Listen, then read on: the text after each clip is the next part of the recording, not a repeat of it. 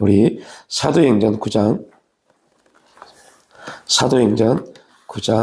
3절로 5절 말씀 보겠습니다.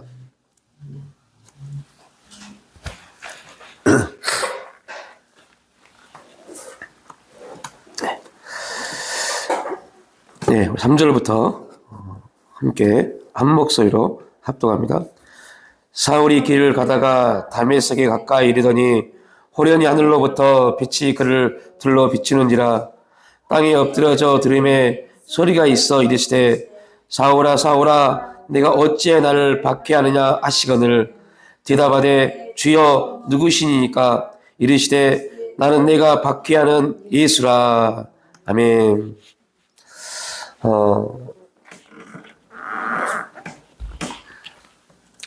우리에게 복음이 임하면 어떤 역사가 이루어지는지에 대해서 사도행전 9장은 우리에게 정확하게 말씀을 해주고 있습니다.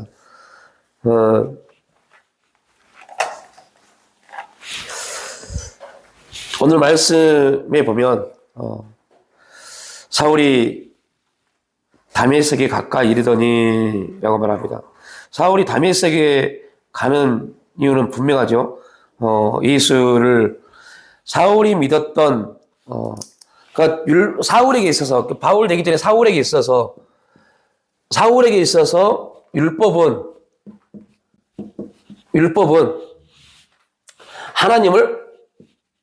하나님을 믿게 하는 사울에게 율법은 하나님을 믿는 동기이고 믿게 하는 요소입니다.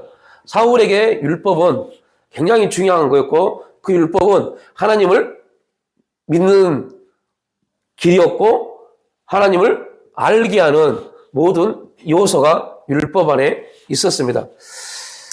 그런 사울이 율법을 지키고 율법을 살아가는 데 있어서 얼마나 그 열정을 가지고 율법을 지켰겠어요.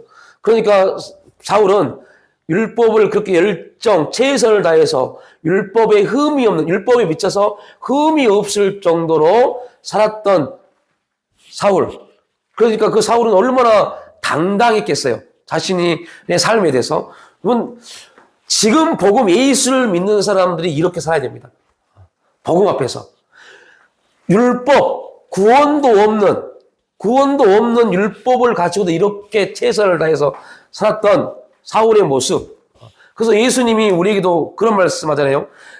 너희들의 믿음이 곧 누구처럼이며 바리새인과 서기관처럼 삶이 돼야 된다고 말씀합니다. 아니, 그들보다 더 철저하게 살아야 된다고 말씀합니다. 그러니까 지금 우리가 사울을 볼 때 사울이라는 사람이 다메섹에서 이제 예수를 만나고 바울이 되어지고 이가 복음에 있어서 온전한 정말 엄청난 사역을 할 수 있었던 부분 또한 그에 대한 이 사울과 바울은 같은 사람이지만 율법을 믿었던 때 사울, 복음으로 변화된 바울, 차이점은 율법과 복음입니다. 공통점이 있어요. 사울과 바울의 공통점은 종교에 대해서 신에 대한 열심이 누구보다 강했다는 겁니다.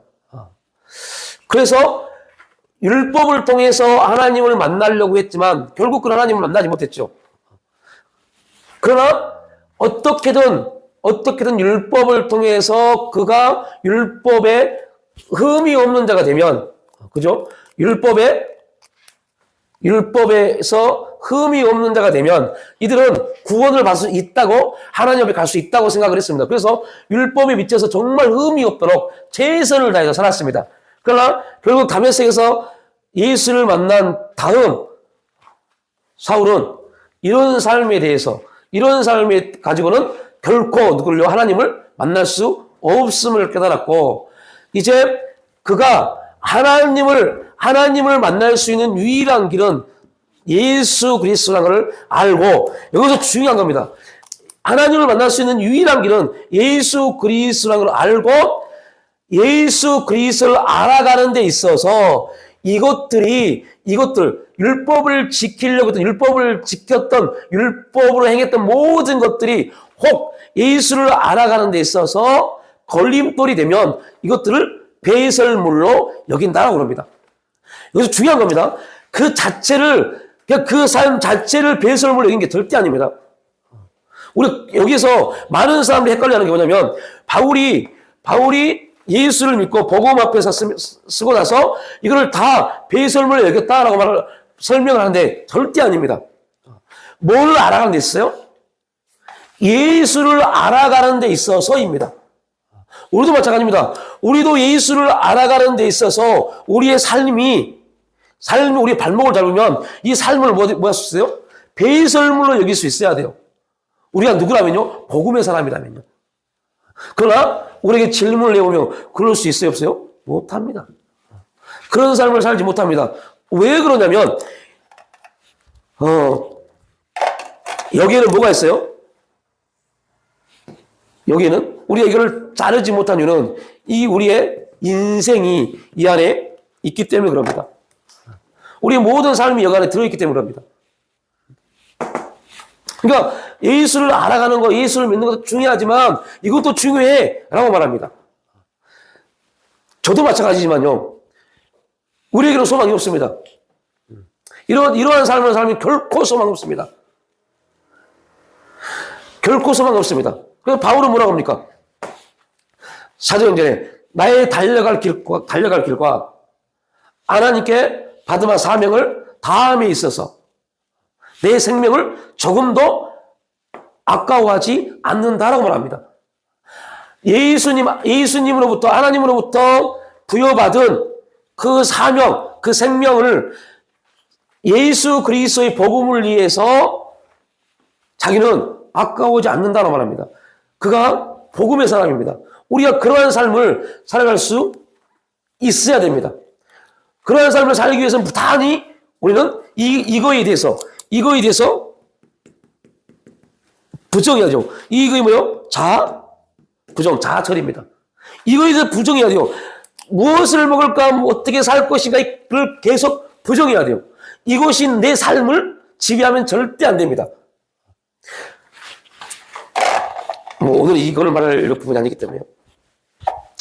자, 다시 돌아와서 보면, 이제, 사울이 율법에 충실해서 그가 대제사장의 공문을 받고 이제 다메섹으로 향해 갑니다.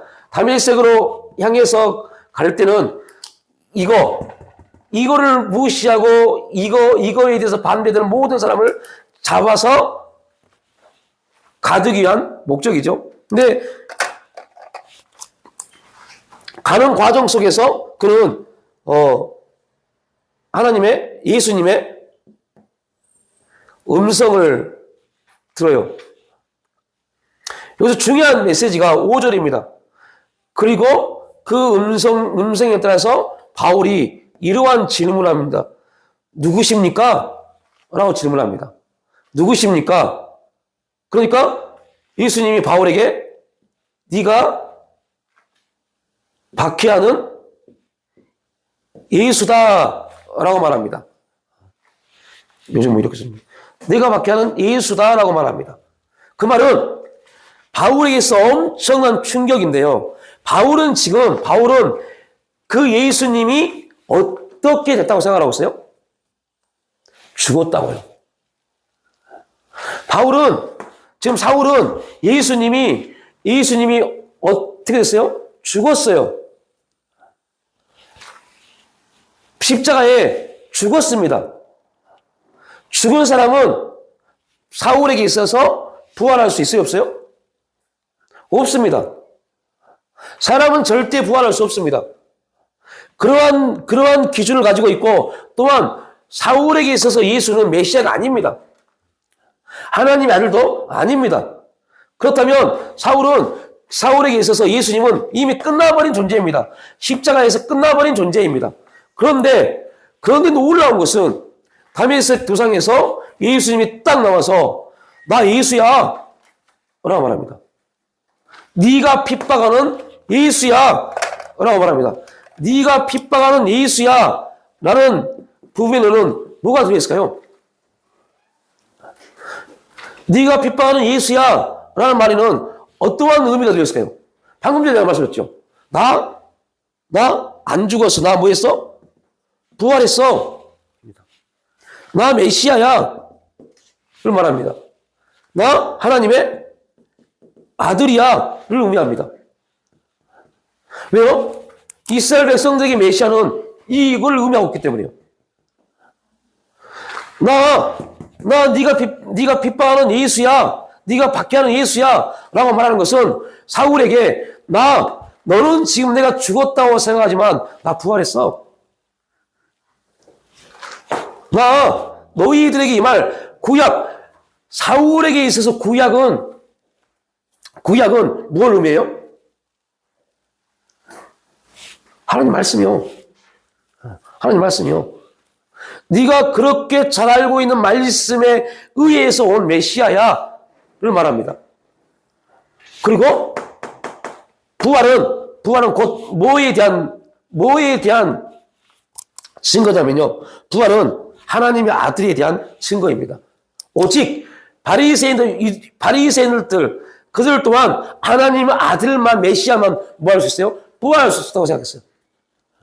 그러니까 나는 네가 핍박하는 예수야 라는 말 속에는 사울이 가지고 있던 모든 예수에 대한 기준을 다 깨버린 겁니다.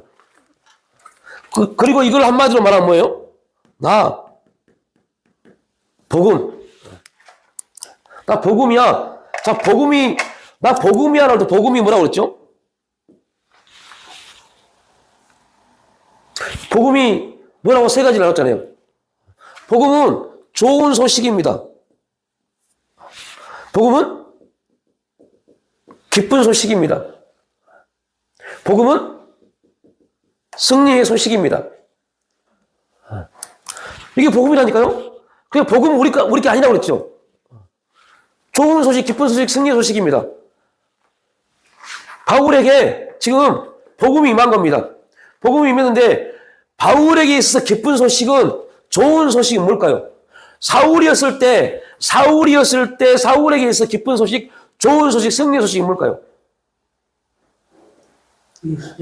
그렇죠. 예수 믿는 사람을 잡아다가 얼마나 많이 오게 가두는 거, 이게 그에게는 좋은 소식이었어요. 그게 그가 받은 사명이라고 착각했어요. 그에게는 예수 믿는 사람을 잡아다가 오게 가둬서 예수를 믿는 잔당을 없애버린 게 복음이었어요. 그게 복음이었어요. 그러니까 우리가 복음이라는 말을 기독교 용어로 쓰면 큰일 나는 게 바로 이겁니다. 사울에게는 그게 복음이었어요. 예수 믿는 종교가 사라지는 게 복음이었어요.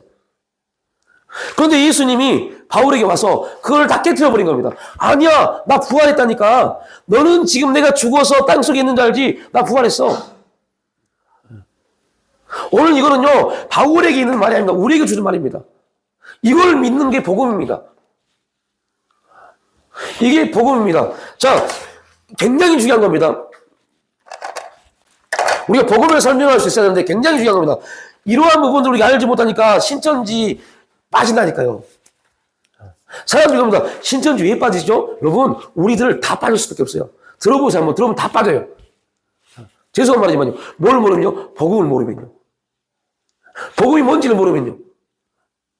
빠질 수밖에 없어요. 그만큼 그들은 논리적으로, 이성적으로 우리의 생각을 뺏어갈 만큼 정확하게 딱딱 맞게 그들은 풀이합니다. 우리가 복음을 그냥 예수 믿는 거요.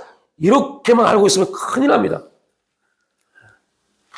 자, 여러분, 이 부분이 우리에게 말해주는 게 뭡니까?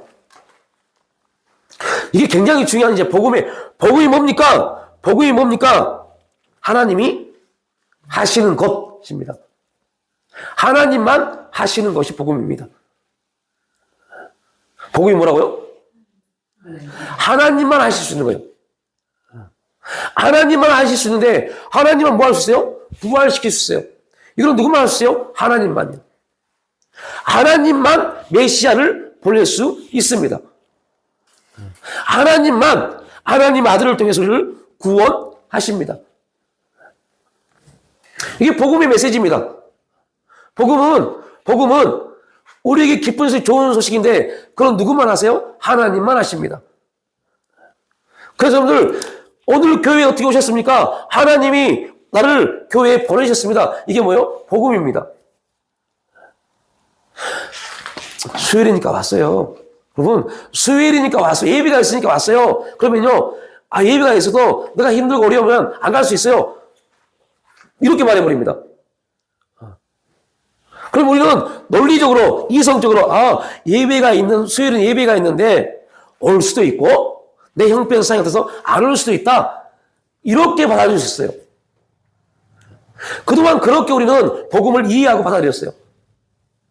그러니까 내가 바쁘고 내가 힘들고 내 환경과 상황이 그러면 교회에 빠지는 거 아무것도 일도 아닙니다.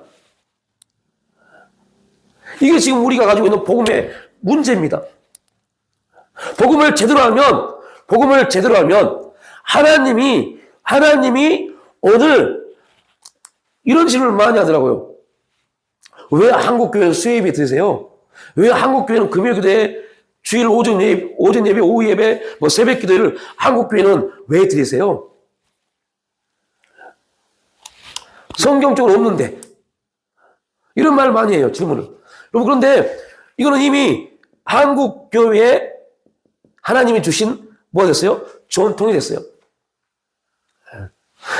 자, 우리가 오해할 필요는 없어요. 이 전통이 진리냐? 진리는 아닙니다. 진리는 아닙니다. 그러면 뭐예요? 약속입니다. 하나님과 한국교회의 약속입니다. 그러면 내가 지금 한국교회 성도라면 어떻게 해야 돼요? 약속을 지켜야죠. 약속을 지키는 게 맞는 겁니다. 문제는 하나님은 다 가게 하십니다. 하나님을 다 가게 하시는데 우리가 내 환경과 상황에 맞게끔 움직여버립니다. 하나님이 자 이제 이걸 여기다 들고 시키면 그러면 사울이 다메섹 이전에 음성이라는 걸 들어봤을까요? 안 들어봤을까요? 네. 그런데 이 음성이 들렸을 때 그거를 하나님의 음성, 예수님이 자기한테 주는 음성이라고 어떻게 알 수 있을까요? 자기가 예수 축복했으니까 그 음성 듣고 놀랐을 것 같은데. 정확한 답변입니다. 그러니까 그가 살아왔던 삶의 방식 안에서 그가 살아왔던 삶의 방식이 뭐예요? 율법이잖아요. 율법에 의해서 율법과 반대되는 예수의 잔당들을 잡아다가 옥에 가두고 죽이는데 증인 쓰는 것이 사울에게는 최고의 하나님 앞에 열심히 있는 삶, 믿음이었습니다. 그 믿음에 반대되는 음성, 네가 받게 하는 예수라는 음성, 즉 그 음성을 들었어요. 다시 말하면 이걸 여기다 대입시켜보면 하나님이 우리 가운데 전통이라는 한국교회의 독특한 전통을 허락하신 겁니다. 그리고 이거는 하나님과 한국교회 뭐예요? 약속입니다. 예. 우리가 그 교회에 속하는 순간부터는 우리는 내가 그 약속을 지킨 적이 있어요? 없어요? 내가 하나님과 약속을 한 적이 있어요? 없어요? 없어요. 그럼 내가 그 교회에 속하는 순간부터 우리는 그 약속에 함께 들어간 겁니다. 여러분, 죄송한 말이지만 아담이 범죄했습니다. 아담하고 우리하고 무슨 상관이에요? 아담하고 우리가 아무 상관도 없어요. 그런데 아담의 범죄로 인해서 우리는 뭐가 됐어요? 죄인이 됐어요. 이게 아담의 죄에 대한 대표성입니다. 예수님의 십자가 사건, 우리가 무슨 상관이 있어요? 그런데 예수님의 십자가 사건을 우리가 믿는 순간부터 그 안에 들어가는 순간부터 우리는 예수와 함께 뭐하고요? 죽고 예수와 함께 부활하는 겁니다. 언제 우리가 죽은 적이 언제 있어요? 부활한 적도 없죠. 그런데 우리는 죽고 부활했습니다. 뭐함으로요? 예수와 함께요. 우리가 그 안에 들어가는 순간부터 하나님과의 약속 안에 우리는 함께 예속되는 겁니다.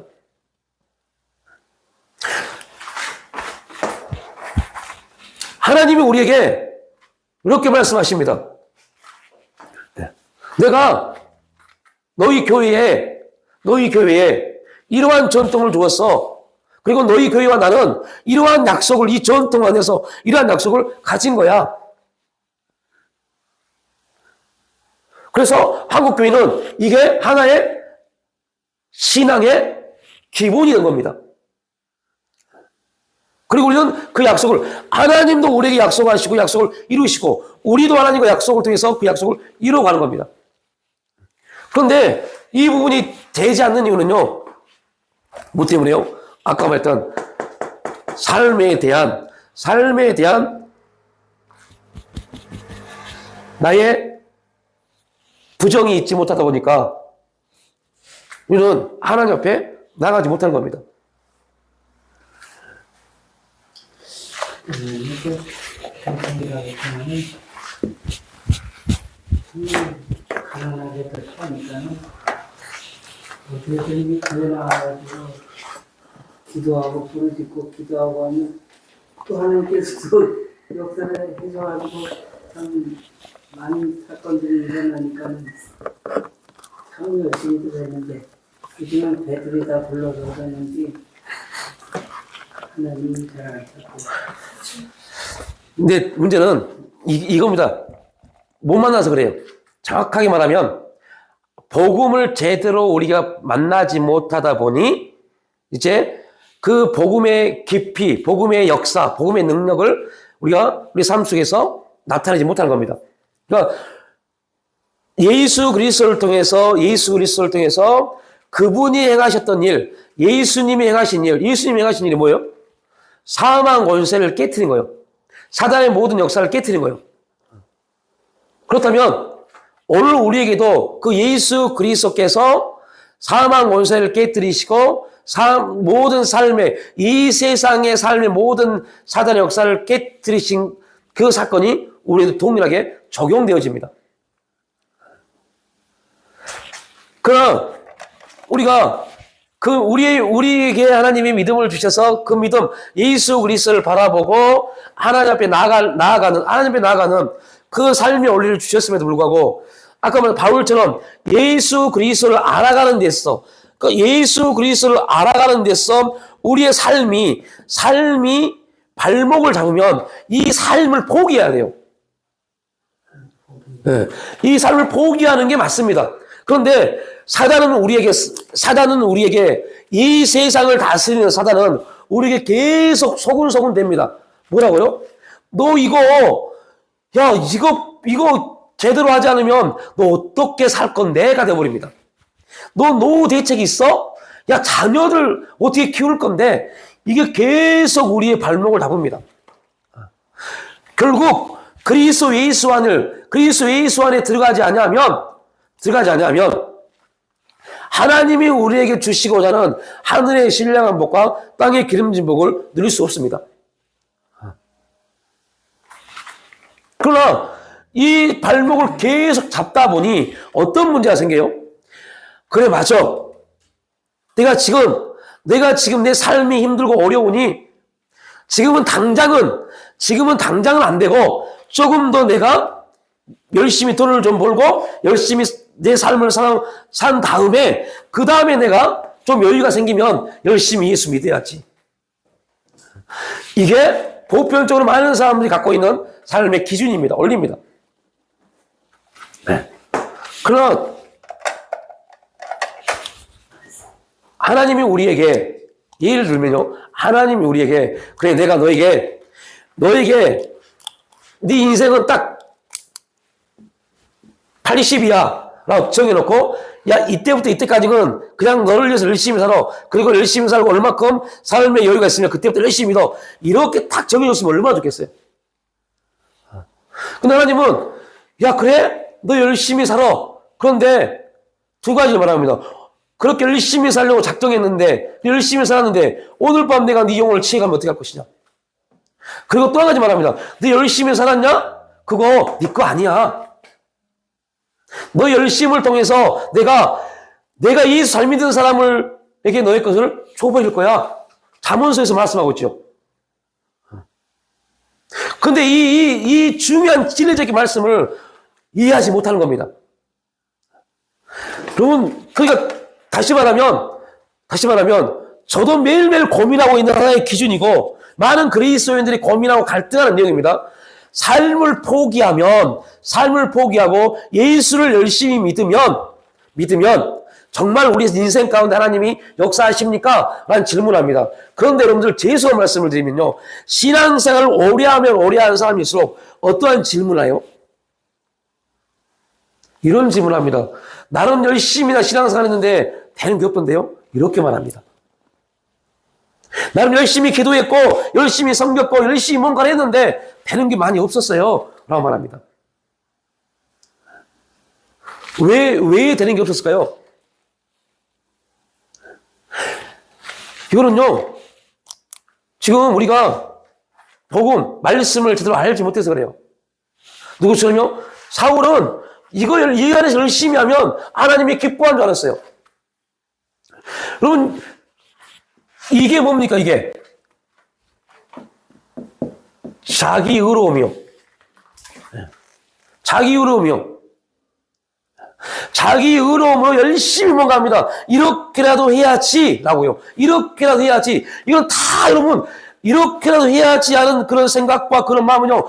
철저하게 육신입니다. 그거는 절대 하나님 앞에 인정받지 못합니다. 그래서 무서운 겁니다.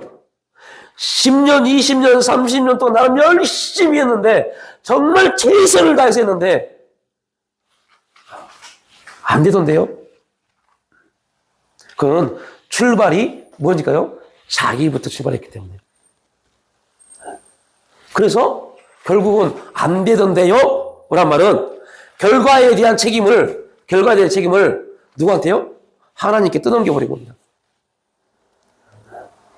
무엇을 위해서 열심히 했는지, 무엇을 위해서 열심히 했어요?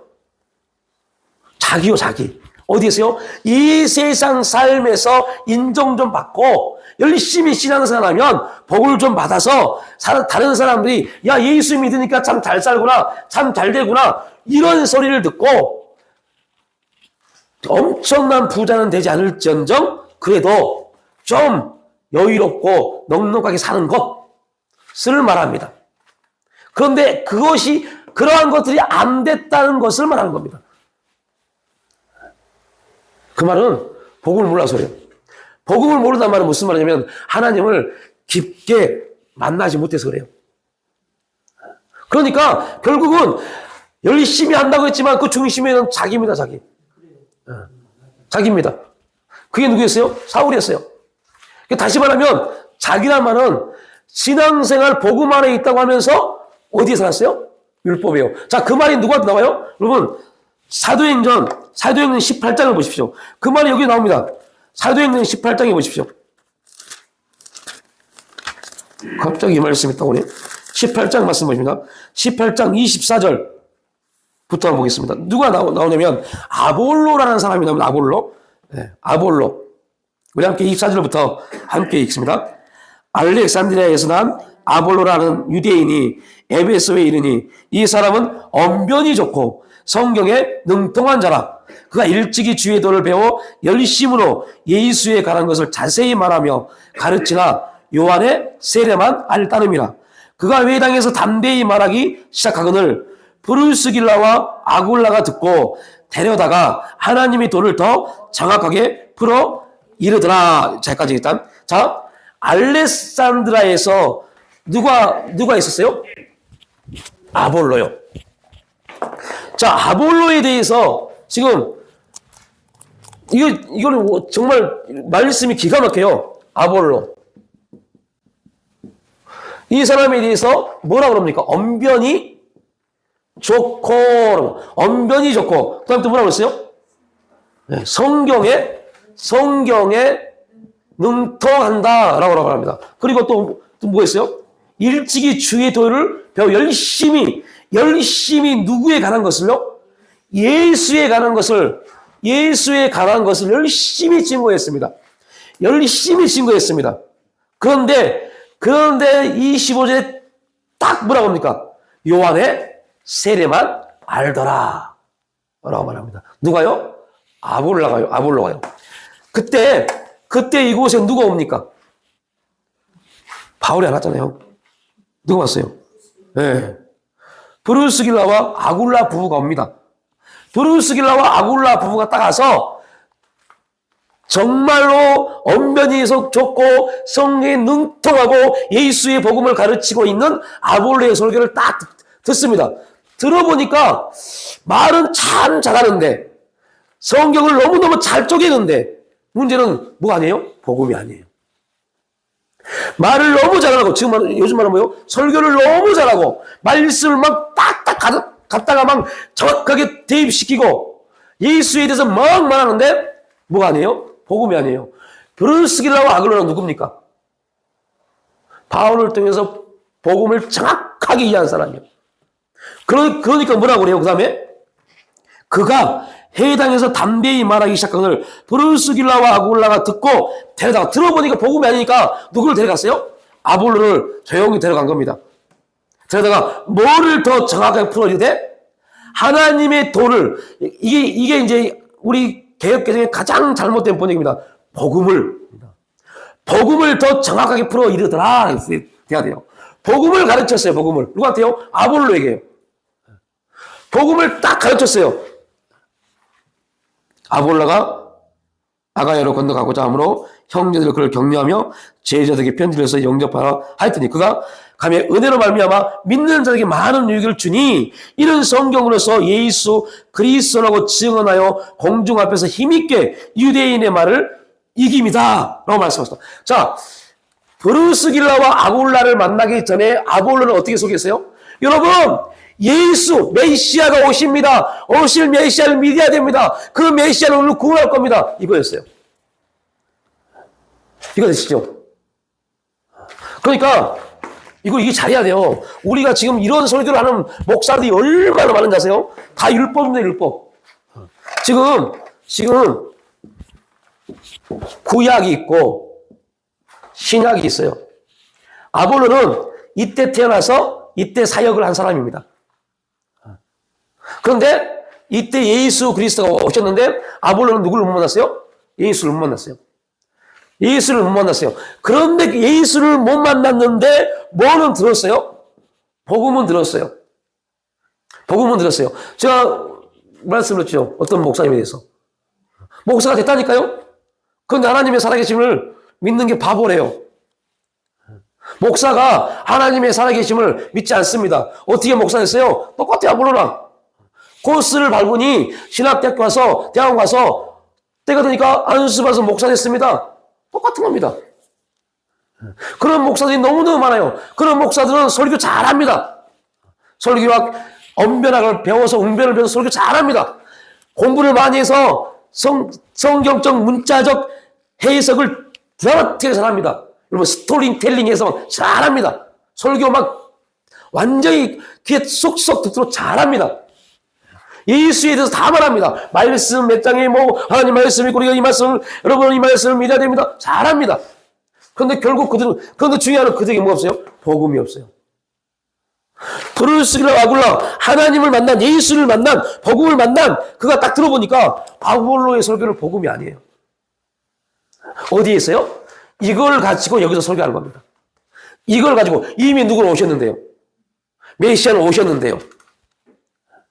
여러분을 위해서 우리의 죄를 위해서 메시아가 오실 겁니다. 여러분 그 메시아 믿어야 됩니다. 그 메시아를 믿으면 여러분의 죄가 해결되고 여러분의 모든 인생이 복을 받을 겁니다.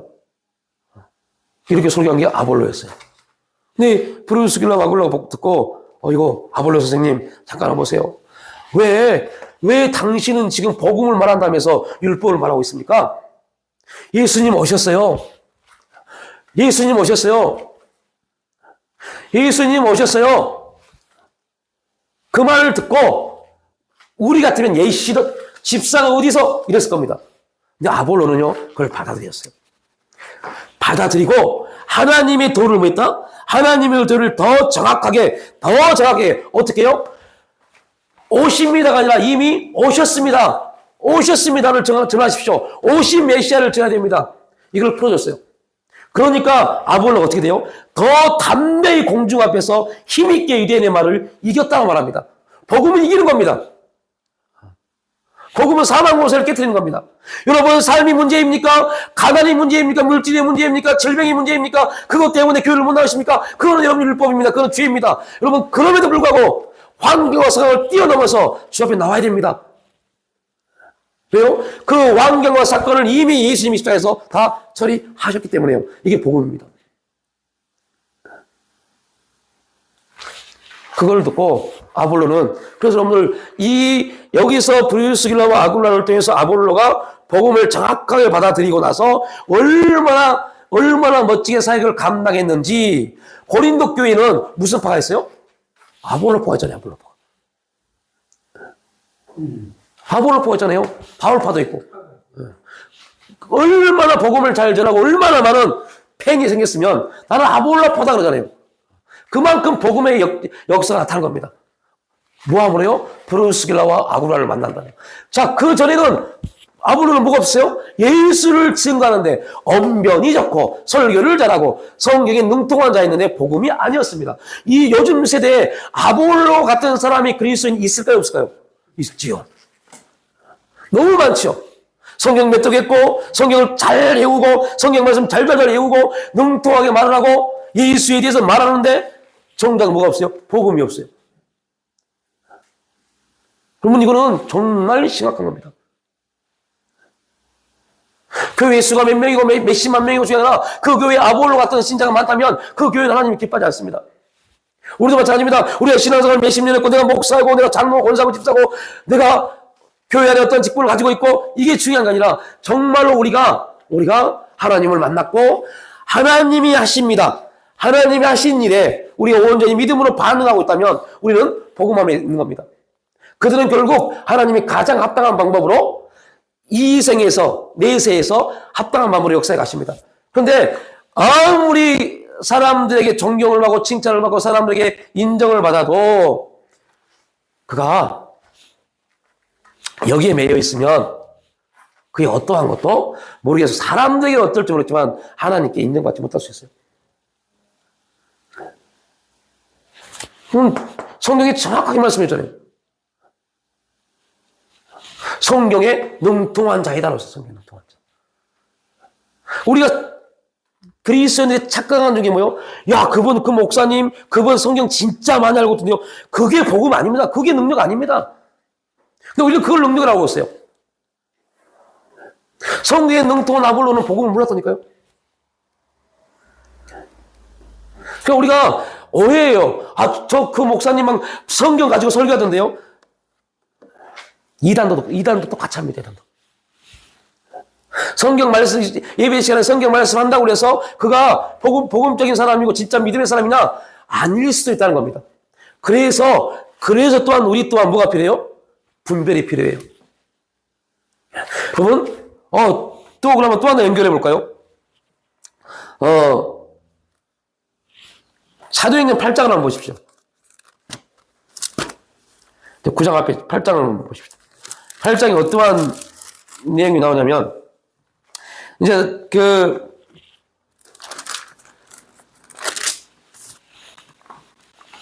8장 35절 말씀을 한번 보겠습니다. 8장 34절 35절 말씀 볼게요. 34절 35절 말씀 함께 있습니다. 그 내시가 빌립에게 말하되 청컨대 내게 묻노니 선지자가 이 말한 것이 누구를 가리킴이냐 자기를 가리킴이냐 타인을 가리킴이냐 빌립이 입을 열어 이 글에서 시작하여 예수를 가르쳐 복음을 전하니. 여러분, 에티오피아 내시가 이제 선지서를 쭉 읽고 있습니다. 말씀을 읽고 있습니다. 근데 중요한 게 뭐예요? 말씀을 읽는데 그 말씀이 도대체 무슨 말인지 알지를 못하는 겁니다. 깨닫지 못하는 겁니다. 하나님이 그때 그곳에 누구를 보냈어요? 빌립 지사를. 그래서 이제 그 부분을 쭉 설명한 겁니다. 이제 그 4시가 읽었던 성경 말씀이 이거죠. 읽는 성경 구절은 이것이니 이랬을 때 그가 도살자에게로 가는 양과 같이 끌려갔고 털 깎는 자 앞에 있는 어린 양의 조용함과 같이 그의 입을 열지 아니하였다. 그가 굴욕을 당했을 때 공정한 재판도 받지 못하였으니 누가 그의 세대를 말하리요. 그의 생명이 땅에서 빼앗기며다 하였거늘. 그 4시가 빌립에게 말하되 청컨대 내가 묻노니 선지자 이 말씀이 누구를 가리킴이냐. 그 아볼로와 똑같은 겁니다. 말씀을 읽는데 도대체 이 말씀이 무엇을 의미하는지 영적인 내용을 알지 못하는 겁니다. 그러니까 우리가 여러분들 말씀 읽고 뭐 또 어떻고 반드시 믿음의 사람은 복음의 중심이 기준이 말씀을 읽어야 됩니다. 또 반대로 말씀을 많이 읽는다고 해서 그것이 복음이냐 아닐 수 있다는 겁니다. 왜냐하면 그 성령의 역사를 통해서 깨닫지 못하면 복음은 계속적인 깨달음을 줍니다. 감동을 줍니다. 그 부분이 없다면 감동이 없고 깨달음이 없다면 지금 우리는 그냥 아까 말했던 내가 아볼로처럼 그냥 성경을 읽는 것뿐입니다. 네시처럼 에디오피아 네시처럼 성경을 읽는 겁니다. 그 성경이 무엇을 말하는지 관심이 없어요. 그냥 내가 하는 겁니다. 누구처럼요? 율법 자기 의로움요. 나는 그리스도인이니까 당연히 읽어야지. 그게 아닌데. 여러분, 우리가 이러한 아볼로처럼 그 에디오피아 네시처럼 그렇게 신앙생활을 해왔어요. 많은 한국 교회 교수님들이 그렇게 신앙생활을 해오다 보니까 1년, 2년, 3년 지나다 보니까요. 어느 순간이니까 복음의 뭐는 잊어버렸어요? 능력은 잃어버렸어요. 경건의 능력을 잃어버렸어요. 뭐만 남았어요? 모양만요. 모양만 남았어요. 교회는 나와요. 예배도 드리고 기도도 다 합니다. 그런데 뭐가 없어요? 능력이 없어요. 능력이 없어요. 아무런 능력이 없어요. 여러분 또 이렇게 말하니까 그럼 성령 충만받아 이런 내용이 아닙니다. 지금 이거는. 뭘 말하냐면 우리가 하나님 앞에 하나님의 살아계시는 역사하심을 믿는다. 그 믿음에 대한 확신, 하나님 반드시 내 인생 가운데 역사하신다. 그 확신이 있다면 여러분 우리는 뭐 할 수 있어요? 삶을 포기할 수 있다니까요. 이게 능력입니다. 예수 그리스도를 알아가기 위해서 내가 내 발목을 잡는 거라면 이걸 당당하게 포기할 수 있는 게 능력입니다. 경건의 능력, 구별된 자들에게 나타난 능력, 성도의 능력입니다. 그런데 여러분 그런 능력이 안 나타나요. 그런 능력이 안 나타나요. 열심히 교회에서 하는데 안 나타나요. 그러면서 말합니다. 왜 하나님 역사하지 않으시지? 하나님 우리에게 대묻습니다. 너 이거 포기한 적 있어? 라고요. 이거 포기한 적 있어? 라고 물어봅니다.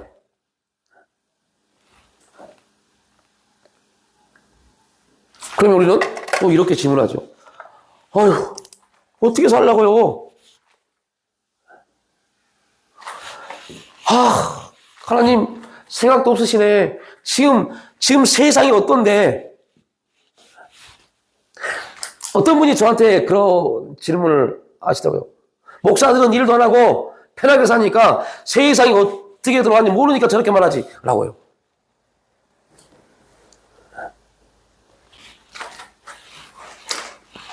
뭐 그렇게 볼 수도 있겠죠.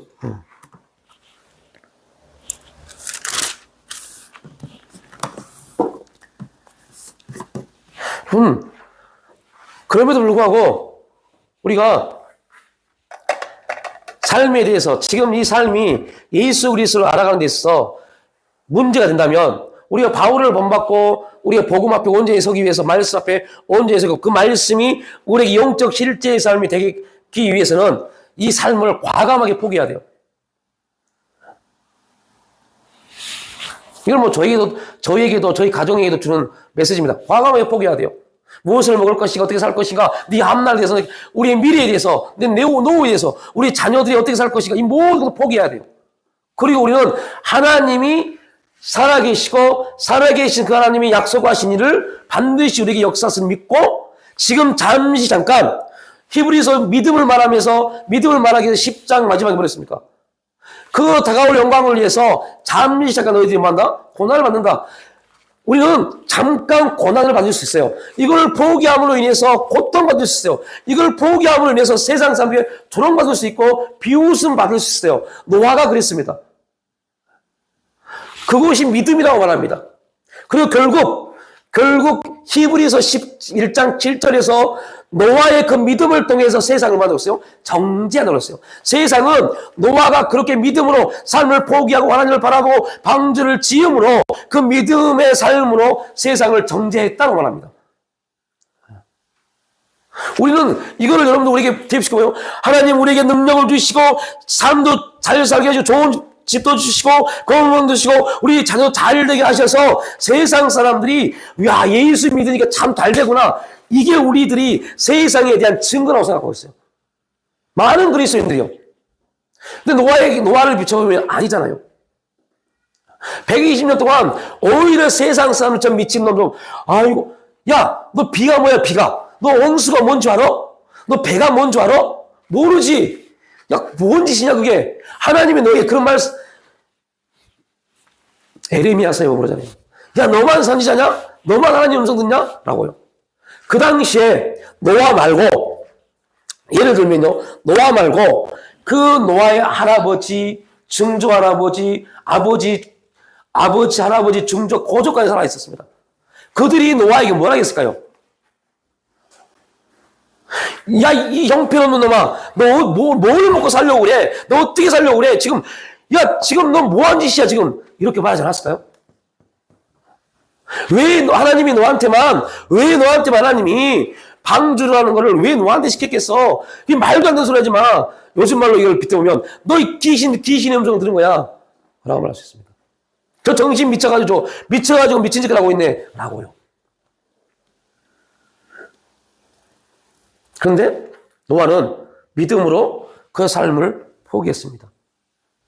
그래서 이거를 예수님이 복음을 증거하면서 이렇게 말하죠. 노아 때 임박한 심판이 진노가 임할 그때 세상은 뭐라고 했어요? 시집가고 장가가고라고 했습니다. 그걸 노아는 포기했어요. 시집가고 장가간 거는 것은 하나의 상징적 의미입니다. 그 말은 뭐세요? 자기들의 삶을 즐겼다 말하는 겁니다. 삶을 즐긴 그들은 노아가 얼마나 형편없게 보였겠어요. 얼마나 정신 나간 사람처럼 보였겠어요. 그걸 포기했어요. 이게 뭐라고요? 믿음입니다. 여러분 믿음 있으십니까? 이제 여러분 질문하는 겁니다. 믿음 있으십니까? 그걸 포기하는 게 믿음입니다. 그들에게 하나님은 복주고 번성케 하십니다. 그걸 포기할 때 하나님이 복주십니다. 그래서 광야 40년이 이스라엘 백성들에게 이걸 포기하게 하는 겁니다. 예굽을 포기하게 만든 게, 예굽의 삶을 포기하게 만든 게 광야 40년입니다. 예굽을 포기해야만이 가나안 땅에 들어가서 하나님의 법대로 살 수 있으니까요. 그러나 그들은 예굽을 포기하게 하기 위해서 하나님이 광야 40년 동안 그들을 인도하였고 그들을 지도하였고 그들에게 구름기둥과 불기둥을 통해서 여러 가지 만나와 여러 가지 매출하게 여러 가지 사건을 통해서 하나님의 살아계심과 역사하심을 그대로 보여줬음에도 불구하고 이스라엘 백성들이 가나안 땅에 들어가서 했던 행동을 보십시오. 아간의 범죄부터 시작해서 그대로 나오는 겁니다. 아간의 범죄부터 시작해서 그대로 예굽의 속성을 완전히 광야의 훈련을 통해서 버려져야 될 부분을 그대로 나타내는 겁니다. 그리고 결국 여호수아 끄트머리에서 사사기를 넘어가면서 어떠한 문제 생깁니까? 하나님을 알지 못한 세대가 되어버린 겁니다. 하나님을 알지 못한 세대. 그게 얼마나 무섭냐면 이겁니다. 아볼로처럼요. 우리는 말로 복음을 모르는, 교회는 열심히 나오는데 복음을 모르는 사람들. 예수님이 나를 위해 십자가 죽으셨습니다. 나를 위해서 죽으셨고 그는 또한 우리의 모든 죄를 사망과 원세를 땅에 묻으시고 부활하셨습니다. 그리고 승천하셔서 지금 우리를 위해서 우리 구원을 위해서 보증하시고 확증시켜 주시고 그분은 다시 오셔서 그분이 아버지께 보증하시고 확증하셨던 그들을 재림하셔서 심판 때 다시 세울 겁니다. 이게 복음입니다. 이건 들어서 알아요. 그런데 문제는 뭐냐면 그게 나와 별로 관계가 없어요. 별로 관계가 없어요. 나를 위해 죽으셨습니다. 네, 맞아요. 예수님 죽으셨어요. 부활하셨습니다. 부활하셨어요. 아멘, 아멘, 아멘. 그런데 삶을 부활하고 이 삶의 모든 원리는 그러니까 사람들이 뭐에서 오해하냐면요. 여기서 오해합니다. 삶을 포기한다라고 그러니까 뭘 말하냐면 내 직장도 때려치고 모두 다 때려치라는 소리입니까? 이렇게 생각하더라니까요. 절대 아닙니다. 아까 말했잖아요. 바울이 예수 그리스도를 알아가는 데 있어서 뭐가 발목을 잡으면요?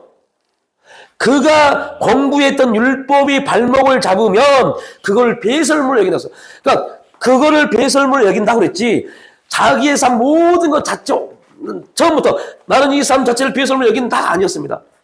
예수를 알아가는 데 있어서입니다. 예수를 알아가는 데 있어. 우리가 변화, 훈련, 성장, 성숙해서 복음 앞에 합당한 삶을 살기로 작정하고 가는 데 있어서 내 삶이 우리를 발목을 잡는다면 그 발목을 잡는 그것을 뭐 할 수 있어요? 포기할 수 있어야 돼요. 그냥 물질이면 물질을 포기할 수 있어야 돼요. 그걸 포기할 수 있어야 돼요. 그게 바울이 말하는 그리스도를 알아가는 겁니다. 왜 바울이 그리스도를 알아갔을까요? 왜 바울이 그리스도를 알아가기 위해서 이걸 배설물로 여기까지 그리스도를 알아갔을까요? 그리스도를 알아야만이 누구를 만나니까요? 하나님을 만나니까요. 바울이 율법을 통해서 고대하고 기대했던 그 존재가 누구예요? 하나님이십니다. 바울은 율법을 왜 그렇게 열심히 지켰어요? 하나님 만나려고요. 그런데 그 율법을 지키면 지킬수록 바울은 하나님을 만날 수 없었어요. 그런데 그 복음을 딱 받아들이고 난 다음에 복음이 딱 들어온 다음에 복음이 임하니까 깨달았어요. 와, 율법이 아니라 복음, 예수 그리스도를 통해서만 하나님을 만날 수 있구나. 그러면 내가 하나님께 더 가까이 가려면 어떻게 해야 돼요? 예수를 더 가까이 만나야죠. 더 깊이 알아가야죠. 예수를 더 깊이 알아가야만이 하나님 가까이 갈 수 있어요. 나로 말미암지 않고는 아버지께 갈 자가 한 명도 없으니까요. 아버지께 갈 길은 오직 예수님이 길이시니까요. 아버지를 만날 수 있는 그 원리는 예수님, 진리신 예수님을 통해서만 만날 수 있으니까요. 그래서 바울은 예수를 알아가는 데 있어서 더 열심을 냈던 겁니다. 하나님 만나고 싶죠. 하나님 음성을 듣고 싶죠. 예수님을 더 깊이 알아가야 돼요. 그런데 예수님을 더 깊이 알아가는 데 있어 가장 먼저 발목을 잡는 게 삶입니다. 삶입니다.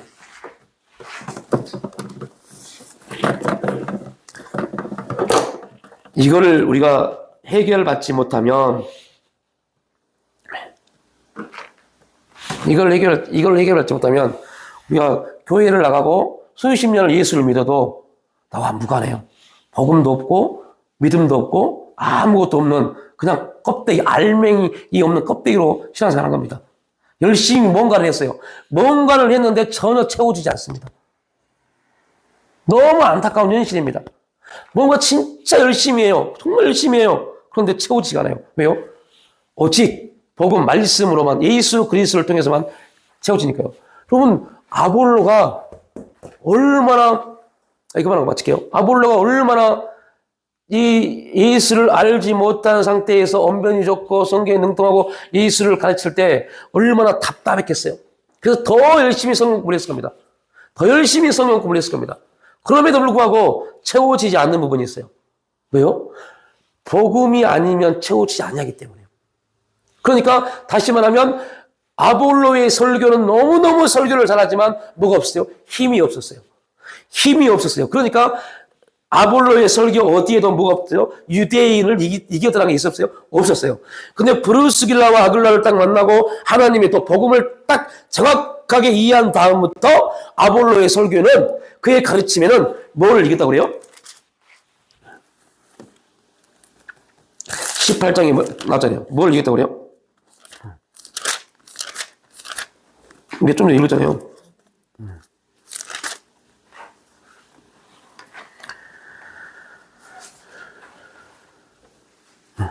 유대인의 말을 이깁니다. 유대인의 말. 유대인의 말이 뭡니까? 율법이요. 율법이요. 그 전에는 성경의 능통 언변이 좋았지만 뭘 못 이겼어요? 율법을요. 왜 율법을 못 이겼을까요? 그가 율법 아래 있었기 때문에요. 율법 아래 있었기 때문에요. 율법 아래 있었기 때문에 아무리 예수를 말해도 그 예수가 힘이 없었던 겁니다. 왜요? 그가 복음을 체험하지 못하면 그의 모든 말은 거짓이니까요. 가짜니까요. 힘이 없는 겁니다. 그런데 딱 복음을 알고 깨닫고 난 다음부터는 율법이 유대인의 말 율법이 아볼로를 이길 수가 없어요. 이게 뭐요? 복음의 능력입니다. 이게 경건의 능력입니다. 이 능력이 우리를 움직이는 겁니다. 그거를 우리는 뭐라고 그래요? 신앙생활을 한다라고 합니다. 그래서 우리는 기독교인들은 신앙을 갖는 게 아니라 신앙생활을 하는 겁니다. 기독교인의 삶은 삶으로서 믿음의 역사가 나타나는 겁니다. 그 전까지 아볼로는, 그죠? 그 전까지 아볼로는 믿음의 삶이 없었어요. 예수를 말하고 성경을 말함에도 불구하고. 사울도 마찬가지였고요. 그렇게 열심히 예수를 믿었지만, 하나님을 믿었지만, 결국 하나님과 무관한 삶을 산 겁니다. 열심으로는 라고 말하잖아요. 그러면서 예수를 딱 만나고 나서 바울의 고백이 뭡니까? 죄인 중에 괴수다라고 말합니다.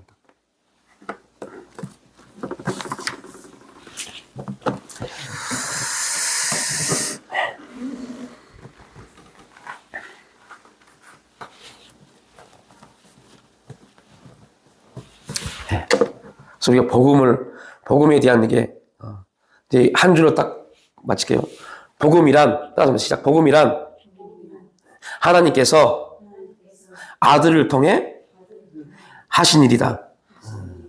복음이란 하나님께서 아들을 통해 하신 일이 복음입니다. 근데 그 아들을 통해서 뭐 했어요? 우리 죄를 위해서 십자가에서 죽게 하셨습니다. 그래서 이걸 짧게 우리 알고 있으니까 짧게 복음이란 하나님께서 하신 일입니다. 하나님께서 하신 일입니다. 하나님께서 오늘 우리를 교회에 나오게 하셨습니다. 우리가 교회에 나온 것은요, 하나님이 하신 일입니다. 그러면 안 나오는 것은요, 하나님 일에 불순종한 겁니다. 하나님은 다시 말하면 전통을 통해서 한국교회에 수요 예배를 줬고, 금요 기도를 줬고, 주일 예배를 줬습니다. 우리는 약속입니다. 그 약속을 하나님은 약속을 통해서 역사하십니다. 그래서 가라 말씀하셨는데 우리가 상황과 환경 때문에 안 간 겁니다. 그리고 말합니다. 삶이 힘들어서 내 삶이 그러하니까 그 다음은 각자 생각할 부분이죠. 네. 그러니까 복음을 우리가 조금만 이해하고 복음 말씀 앞에 우리가 조금만 온전히 우리가 서고 그 말씀을 통한 선한 역사하는 말씀을 통해서 우리가 하나님을 더 깊게 만나고 알아가는 데 있어서 예수 그리스도를 통한 놀라운 은혜가 우리에게 입혀지면 우리가 언젠가는이 아니라 빠른 시간 안에 삶을 포기하고 예수를 더 깊게 바울처럼 알아갈 수 있는 그러한 신앙이 되어야 돼요. 그래야만이 우리의 노력으로 이루어진 우리의 삶이 아니라 하나님이 우리에게 약속하신 삶의 일들이 이루어집니다. 하나님이 우리에게 주시고자 하는 복주고 번성케 하시는 그 논리가 이루어집니다. 우리의 노력과 열심을 통해서 번성케 하시는 게 아닙니다. 그래서 믿음의 조상 그 아브라함은 100세가 되어서 아들을 알 수 없는 그때에 아브라함은 100세, 사라는 90세, 소망이 없는 그때 그들은 뭐 했다? 하나님을 확신했다 그럽니다. 하나님을 확신했다 그랬어요. 어떤 확신이요? 하나님이 아들을 주실 것이 됐어요. 그게 믿음입니다. 그걸 복음이라고 해요. 우리가 믿음의 조상 아브라함이 그런 삶을 살았고 그 믿음을 우리에게 그리스도를 통해서 주셨습니다. 우리가 그럽니다. 삶을 포기하면 인생이 끝날 것 같지만 천만의 말씀입니다. 그때부터 누가 하세요? 하나님이 역사해가는 우리의 삶 가운데 말씀을 나누고 있는 저와 여러분의 삶 가운데 이 거룩한 하나님이 하셨습니다. 하나님이 하십니다. 이 일이 온전히 간증되어진 은혜가 있기를 축복합니다. 하나님 아버지